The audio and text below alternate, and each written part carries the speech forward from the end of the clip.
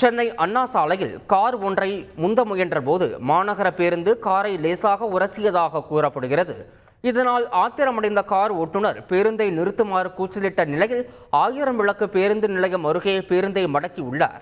பின்பு பேருந்து மற்றும் கார் ஓட்டுநர்கள் இருவரும் சாலையிலேயே வாக்குவாதத்தில் ஈடுபட்டதால் பரபரப்பு நிலவியது.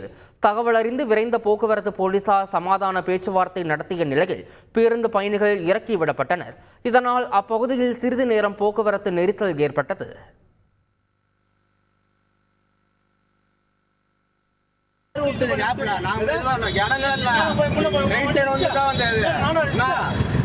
பாருங்க சார், இந்த ரைட்டு இந்த பக்கம் தான் கேப் விட்டா நான் அதை இடி நான் வந்து முன்னாடி வந்துட்டு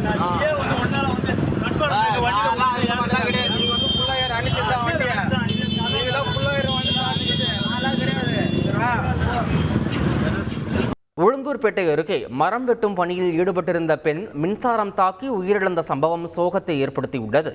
வண்டிப்பாளையம் கிராமத்தில் ராஜசேகரன் என்பவருக்கு சொந்தமான தோட்டத்திற்கு அதே கிராமத்தைச் சேர்ந்த சோழமாதேவி மற்றும் அலமேலு ஆகியோர் மரம் வெட்டச் சென்றனர்.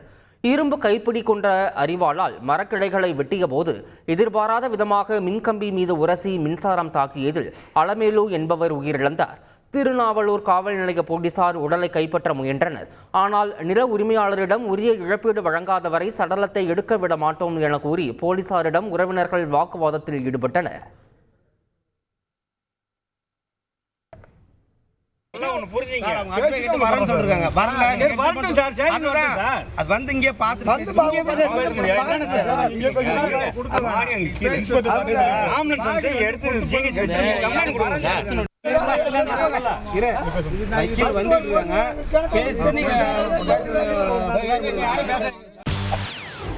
செய்திகளை உடனுக்குடன் தெரிந்து கொள்ள உடனே சப்ஸ்கிரைப் பண்ணுங்க.